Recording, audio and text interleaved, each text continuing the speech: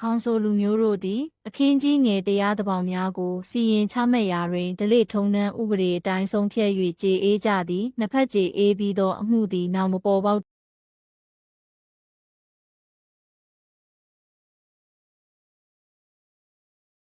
ခေါင်ဆိုလူမျိုးတို့သည်အခင်းကြီးငယ်တရားသဘောင်များကိုစီရင်ချမှတ်ရာတွင်ဓလေ့ထုံးတမ်းဥပဒေအတိုင်းဆုံးဖြတ်၍ကြေအေးကြသည်နှစ်ဖက်ကြေအေးပြီးသောအမှုသည်နောင်မပေါ်ပေါက်တော့ပေရှိရခင်ရာရှင်၏အုပ်ချုပ်စီမံမှုတစ်ခုတည်းအောက်နေထိုင်ခဲ့ကြစဉ်ကာလတွင်နေ၏အစီရင်အဆုံးဖြတ်ကိုခံယူခဲ့ကြသည်ထိုမှရာရှင်သည်ရဲရွာထဲမှရှေးမီနောက်မီလည်းဖြစ်အမျှော်အမြင်ငယ်ပညာရှိသူလည်းဖြစ်သောလူကြီးများနှင့်ပူးပေါင်း၍အမှုကိစ္စများကိုကင်တွယ်ဖြေရှင်းလာသည်ယနေ့ချိန်ခါတိုင်းချင်းဓလေ့ထုံးတမ်းဥပဒေတောင်တရားသည်အတိအမှတ်ပြုခံရဆဲအသက်ဝင်နေဆဲဖြင့်